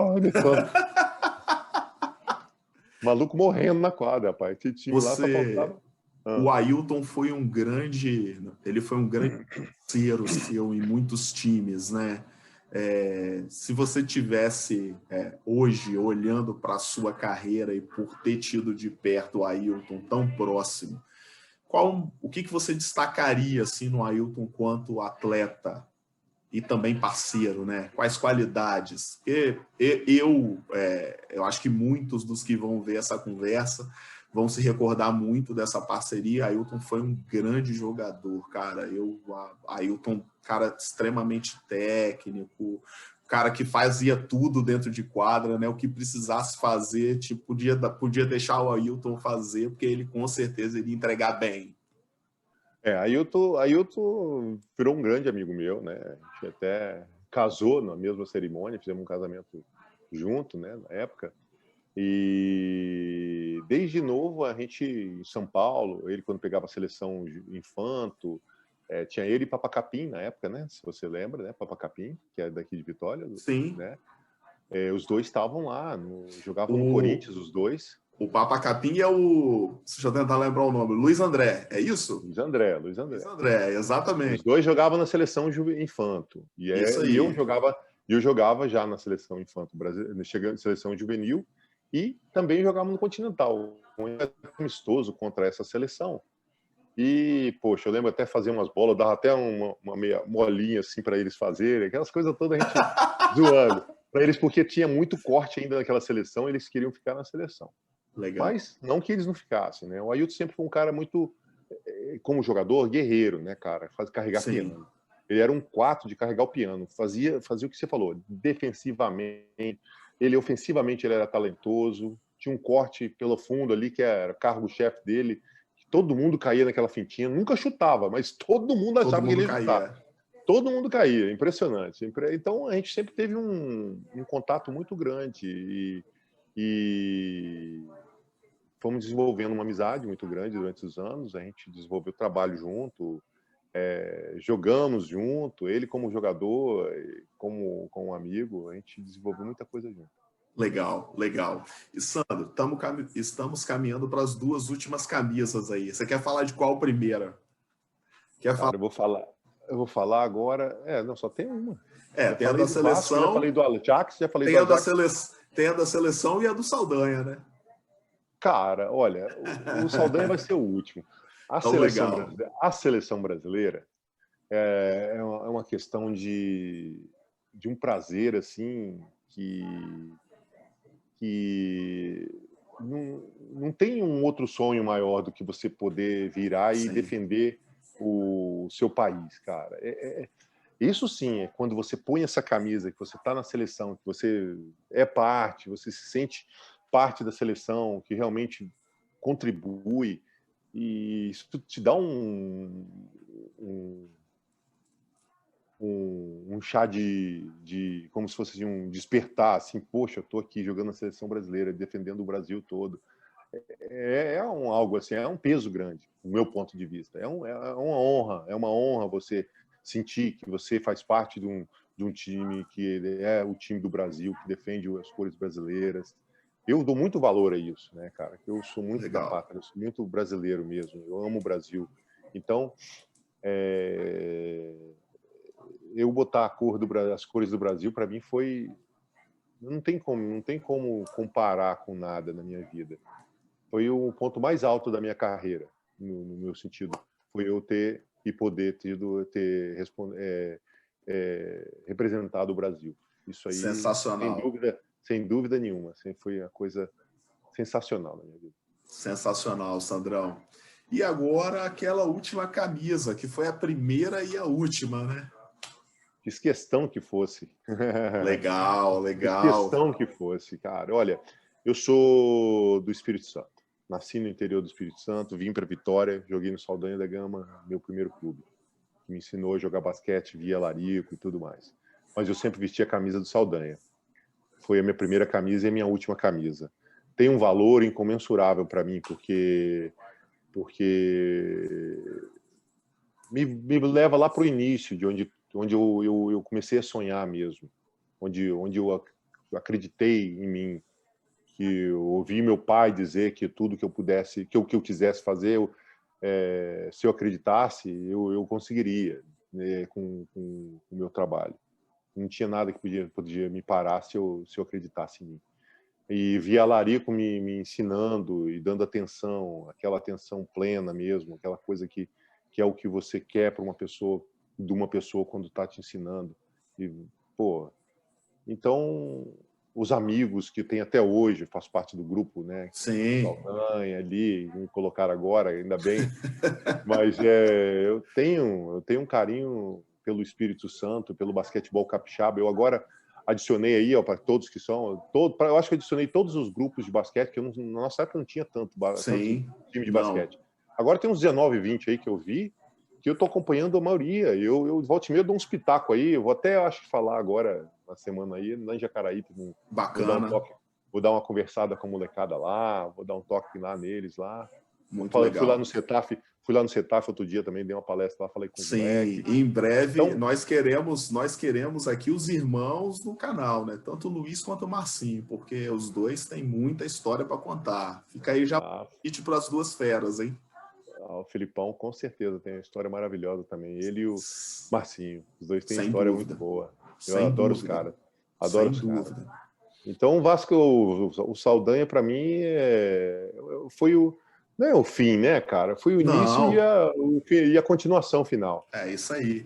E eu que tive o prazer de jogar um pouco lá no início, e também pude acompanhar da arquibancada esse capítulo aí especialíssimo. Sandrão, como saudanhista, eu tenho aqui que deixar o meu agradecimento, né, em nome aí da nação saudanhista, porque foi um prazer, né, ver você jogando ali, representando o Saldanha ali, não vou dizer no último capítulo, mas você fazendo a sua última grande entrega em quadra como jogador, né, cara? Então, nosso agradecimento aí, tá, cara? O agradecimento é todo meu por estar aqui com vocês, falando sobre basquete, que é uma coisa que eu vivo ainda e amo tanto, e ainda vou fazer muita coisa com basquete. Então, o prazer é todo meu, gente. E antes, nós não estamos terminando aqui ainda não, Sandrão, porque eu ainda tenho umas 2 perguntas para te fazer. Opa, vamos lá. Cara, assim, eu quero falar da família esportista, né?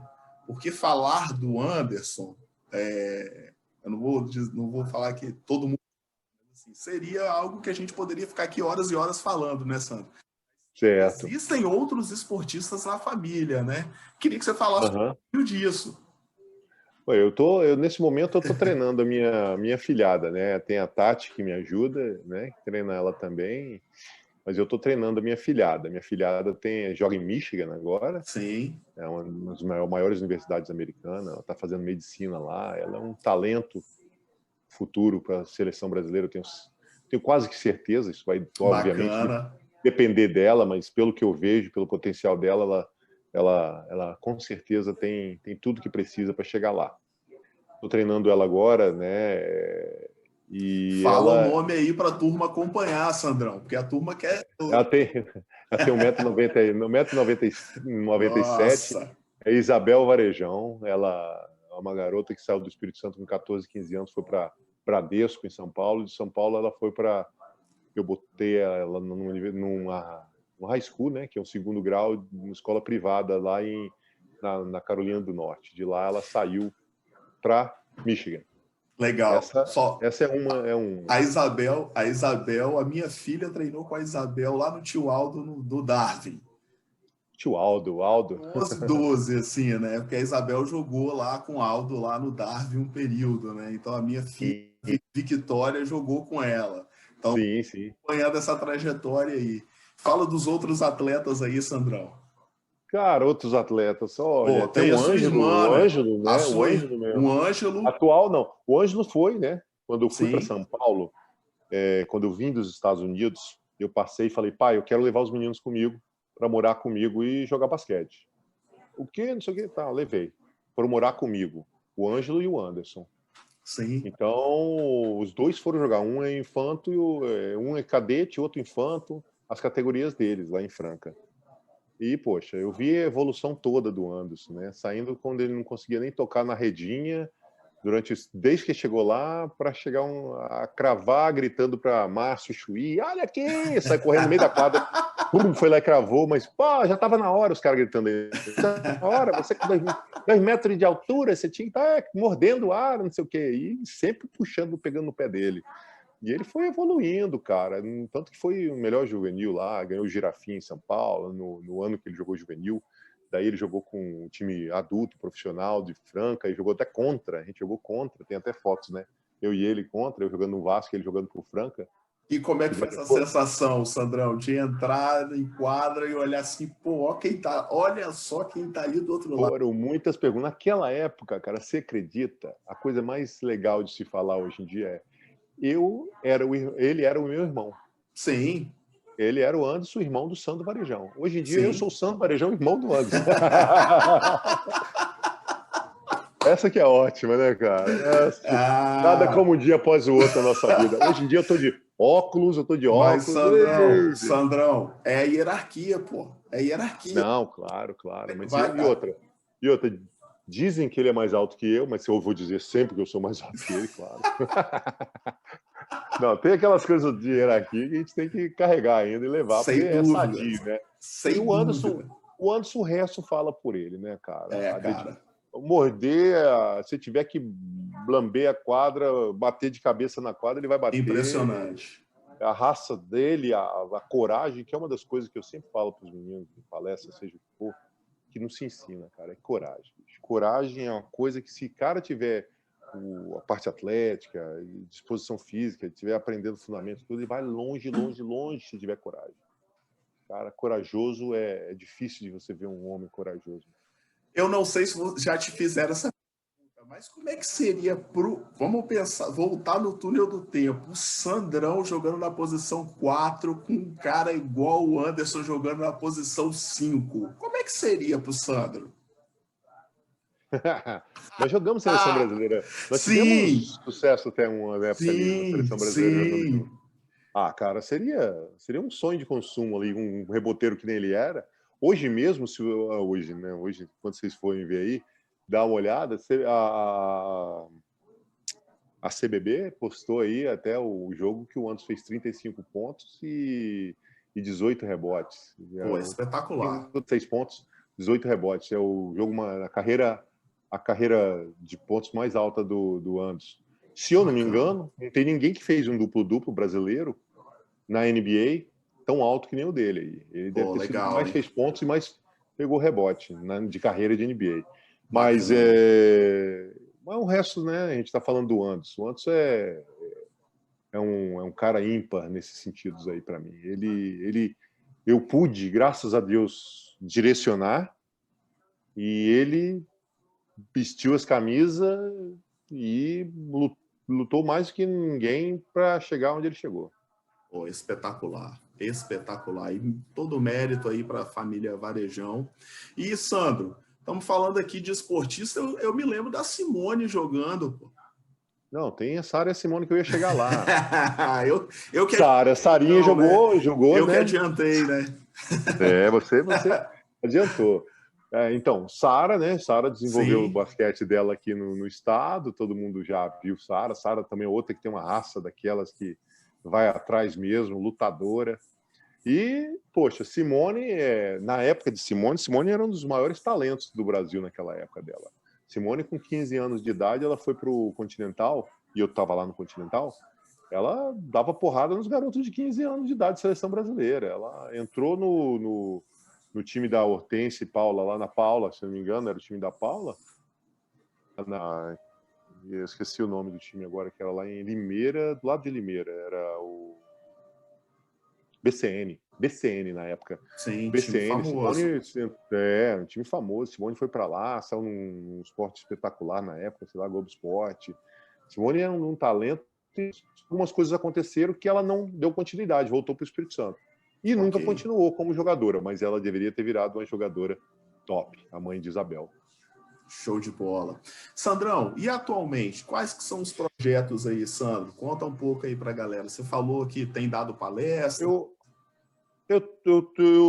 desenvolvo agora um trabalho de desenvolvimento de atleta, tanto como fazendo a parte de agenciamento para levar ele para fora, seja Estados Unidos, para São Paulo, para Europa, para qualquer canto. Eu faço esse lado de agenciar o atleta.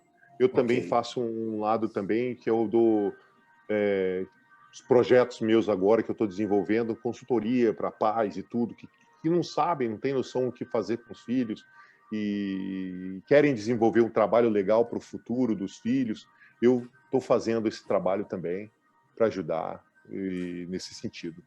E claro, junto com meu irmão, a gente está com os projetos aí de desenvolver algumas coisas aqui mesmo no Espírito Santo, de treinamento, de alto rendimento e coisas assim, para o basquetebol capixaba. Muito bacana, Sandrão. Vou abrir aqui, nós estamos caminhando para o fim, a conversa está tão bacana, mas a gente tem que caminhar para o fim. Vou abrir aqui esse espaço, Sandrão, primeiro, para te agradecer a disponibilidade de nos atender.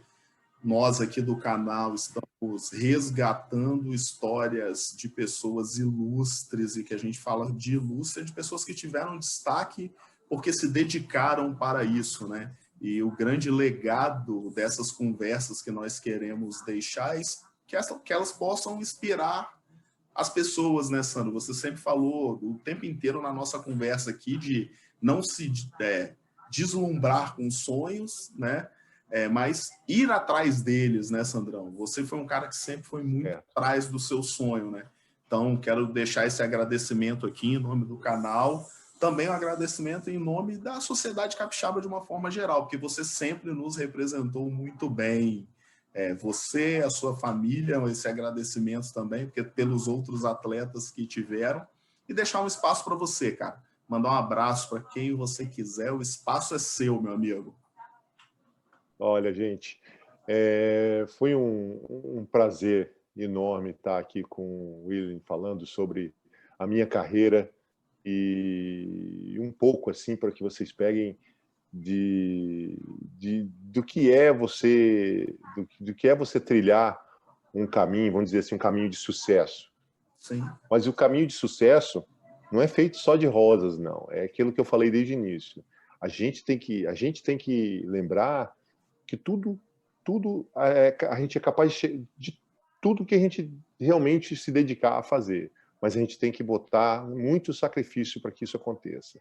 Não vai acontecer assim caindo do céu na nossa mão, não. Tem que botar ação, uma ação bem pensada, com bastante coragem e dedicação, foco, essas coisas todas. E eu queria deixar aqui um agradecimento a todos que fizeram parte da minha vida no basquete. Que eu tenho a minha vida hoje em dia, transformei a minha vida do meu irmão também.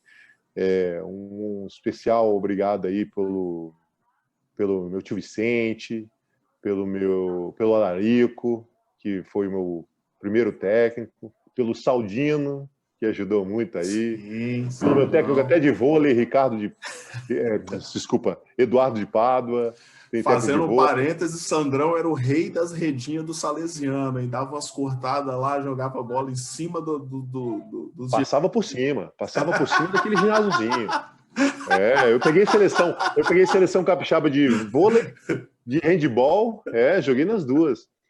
Pô, tem muita gente no Espírito Santo que eu tenho um carinho enorme, que eu acredito que contribuíram na pessoa que eu sou, porque são exemplos muito, muito bons que eu tive no meu início de carreira, pessoas que me ajudaram, o meu time juvenil todo, a turma toda que eu tenho no meu grupo lá. Não dá para falar o nome de todo mundo, mas eu tenho um carinho enorme pelo mundo do basquete do Espírito Santo, o mundo do esporte do Espírito Santo, que eu conheço de todos os segmentos aqui. Olha, gente, quantas viagens eu fiz com um time de futebol de salão, Rochinha, Sabão, chama Sabão, Silvinho, tem uma turma muito boa, Shampoo, Marcelo Dedão, pô, Tuk-Tuk, Lorival do vôlei, pô, Cleiton, Tukinai, sim, Cleitão, pô, Cleitão. A turma toda. Tem a turma toda do basquete também, mais velho, pô, o pessoal todo do Espírito Santo, do esporte do Espírito Santo num todo aí, que eu tenho um carinho imenso. Queria deixar um abraço para todos vocês, que eu sempre acompanhei quando possível a carreira de todos e torço por todos, como acredito que torceram por mim também, tá? Eu deixo um abraço para todos aqui e estamos aí. Qualquer coisa, se alguém precisar, é só entrar em contato. Mais uma vez, muitíssimo obrigado. Parabéns pela sua trajetória e por tudo que a gente sabe que você vai fazer pela frente aí, porque você é um cara extremamente dedicado a tudo que você faz. Nós do canal agradecemos esse registro e a oportunidade de contar a sua história, porque o Anderson, né? Se existe o Anderson é porque teve o Sandrão lá rompendo portas para ele, né? E o Anderson, nós não temos aqui, né? Não temos o que dizer, tá mais do que de parabéns, excepcional atleta, carreira brilhante, tudo de melhor para vocês. E é isso, galera. Curtiu esse papo, curtiu a resenha? Comenta, deixa seu like, ativa lá, não se esqueça de inscrever para você receber as notificações. E Sandrão, então fica à vontade, irmão. Só tem uma coisinha para falar aqui que eu esqueci de falar. Gente, Cara, à vontade. Eu tenho que agradecer, claro, o meu maior torcedor, meu maior fã, que é o meu pai. Meu pai me ensinou a bater bola, me ensinou a arremessar, né? E me falou, naquela época, que eu tinha 8 anos de idade, desde aquela época, ele alimentou o maior sonho da minha vida, né? Que ele disse que eu viraria, se eu fizesse essas coisas, tivesse essas escolhas, se eu tivesse as escolhas corretas na minha vida, eu viraria um atleta. Que eu seria um atleta de ponta, pela minha genética. Papai entendia muito de genética, né? Ele dizia muita coisa nesse ângulo aí. E ele dizia isso. Olha, noite perdida de sono, nunca recupera. Tudo aí foi me explicando o que eu devia fazer para eu manter o meu corpo, trabalhar dentro do acreditar e sonhar que eu realmente viraria um técnico, um jogador de basquete, ou um jogador de basquete não, um atleta de alto nível. Eu tenho que agradecer um especial obrigado para meu pai, Sebastião Antônio Malta Varejão. Agora eu encerro. Sensacional, Sandrão. Mais uma vez, irmão, muitíssimo obrigado. Parabéns aí pela trajetória. Agradecimento aí especial ao teu pai, super incentivador. Os amigos do canal aqui sempre falam que lá em Barracão ele é figura extremamente conhecida, todo mundo gosta. Sou super boa praça, família da Titurma boa praça. Sandrão, mais uma vez, irmão, se cuida, fica com Deus aí. Galera, curta... Você também, William. Obrigadão. Que isso, cara. Curta, comente, compartilhe e seja lendas, galera. Obrigado aí, Sandrão. Até a próxima. Até a próxima. Boa tarde. Vocês me deram uma tarefa bem difícil, que é para falar de uma das pessoas que eu mais gosto nesse esporte, que é o Sandro Varejão. O Sandro é um desses meninos assim que foram abençoados por Deus de ter não só uma altura bastante importante para a prática de basquetebol, como também ter desenvolvido uma habilidade e uma qualidade, uma leitura de jogo muito grande. Sandro é não só um grande amigo, um grande atleta, um filho,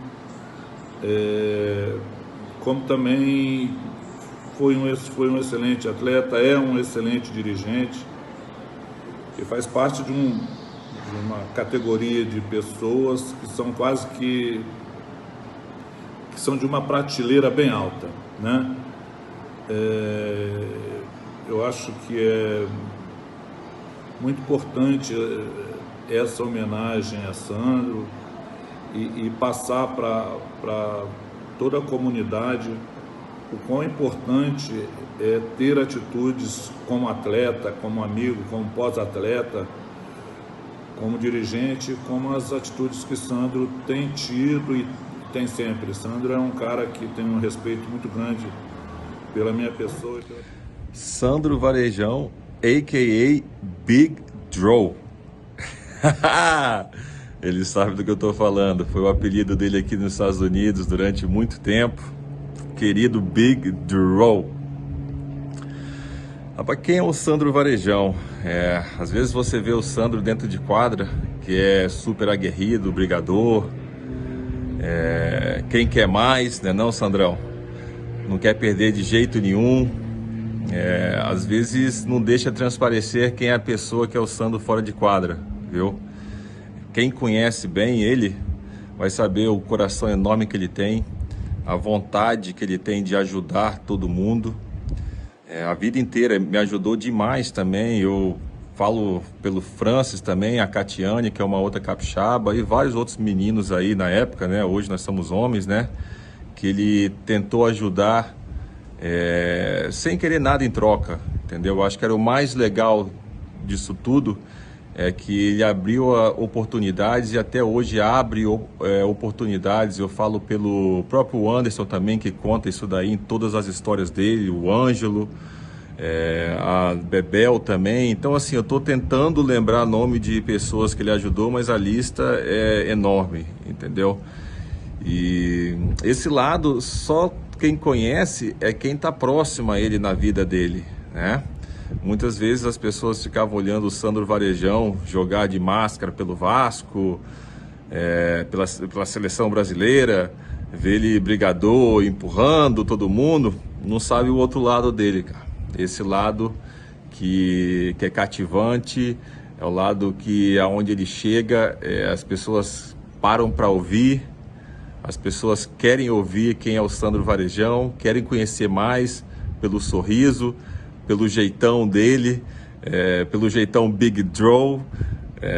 Isso daí foi uma coisa que é natural, tá? Ele não força esse lado dele, isso é que é o mais legal de tudo, entendeu? Às vezes, não, ele tá... Esse daí não é o Sandro, mas ele dentro de quadra... Não, eu acho que ele tem duas características. Uma é o Sandrão focado, aguerrido, brigador dentro de quadra, e o outro é o Sandrão brincalhão, que faz tudo pelos amigos, faz tudo pelas pessoas próximas e faz tudo até pelas pessoas que ele nem conhece, mas é um cara totalmente do bem. E ele fez história no basquete capixaba, fez história no basquete do Brasil, fez história no basquete mundial.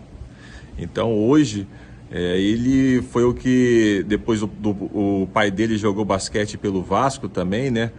E a família Varejão tem um grande destaque aí, o Anderson, tem a Bebel que está na Universidade de Michigan, mas o Sandro foi que estava lá na frente, lá com aquela foice, abrindo o caminho para essa galera todinha aí, cara. Eu fico super grato de ver essa história, fazer parte dessa história um pouco, né? Porque querendo ou não, quando nós saímos de Vitória, nós fomos jogar juntos em São Paulo, juntos assim, fomos para São Paulo, ele jogou no Continental e eu no Corinthians.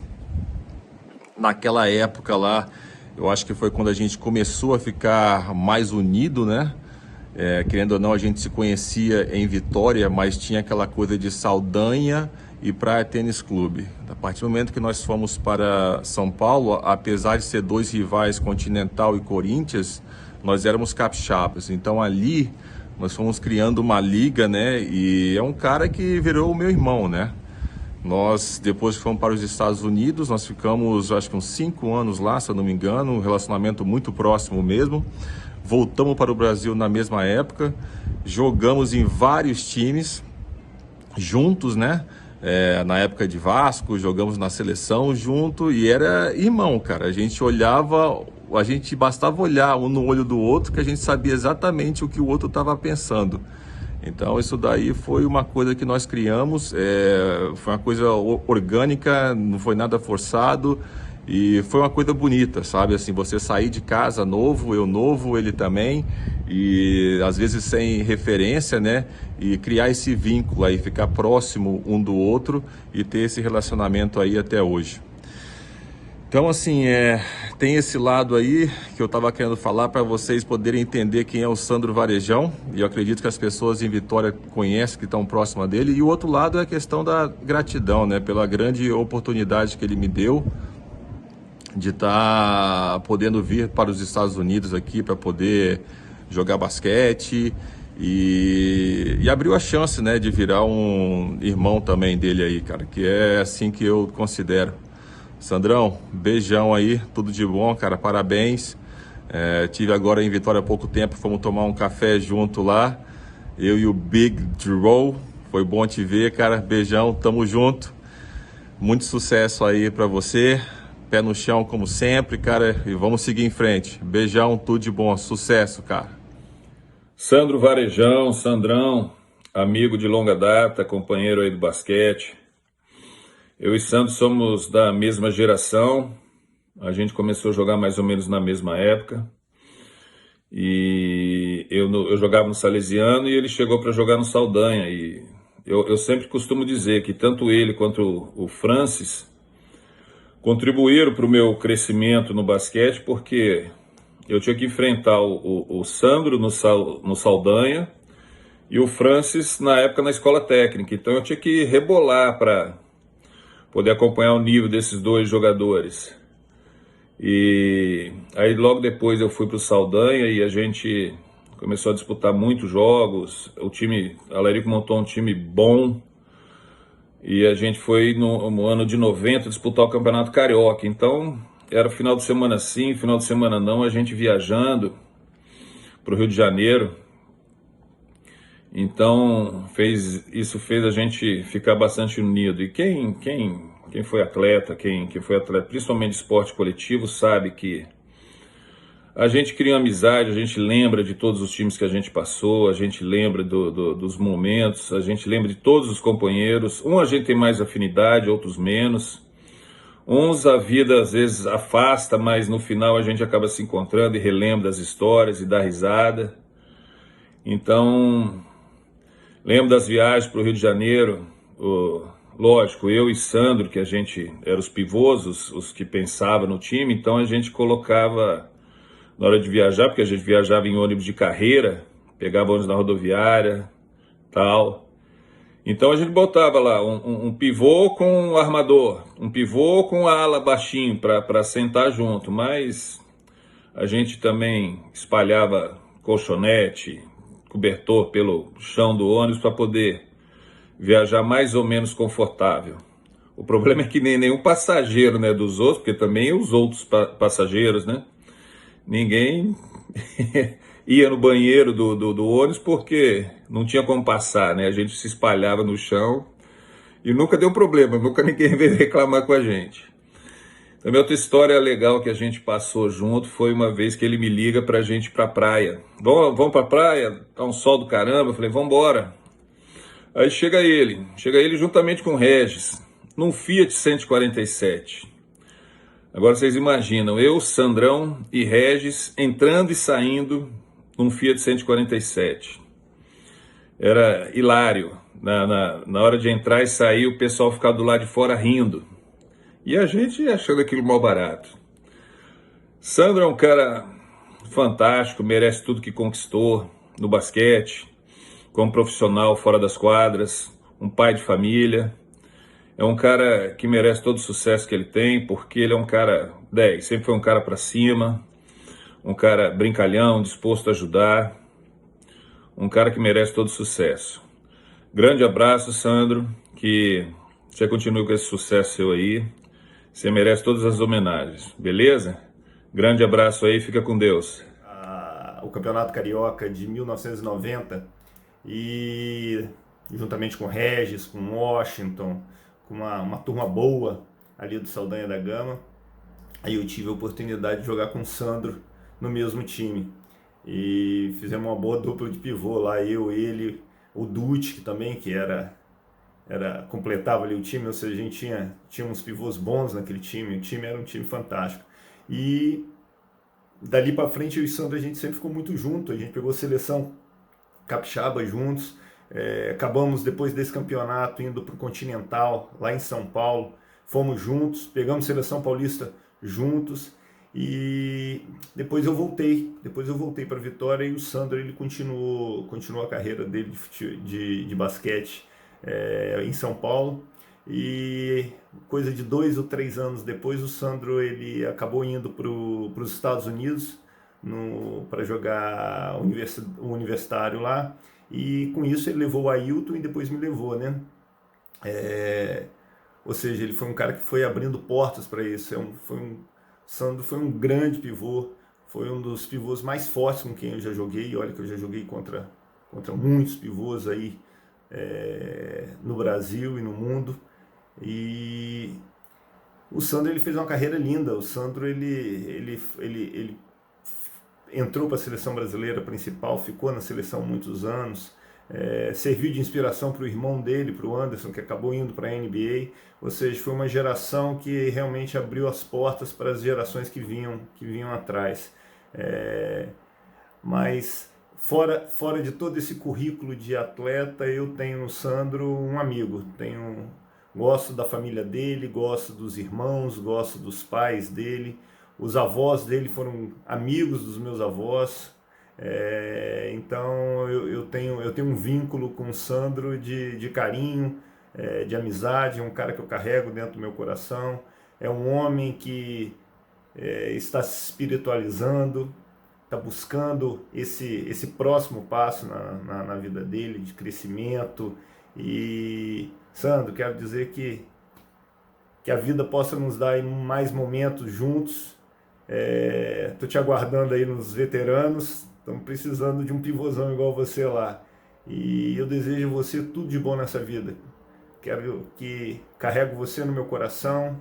E você sabe que se precisar de alguma coisa, estamos aqui para você. Um forte abraço, tá bom? Beijão nesse seu coração aí, tamo junto.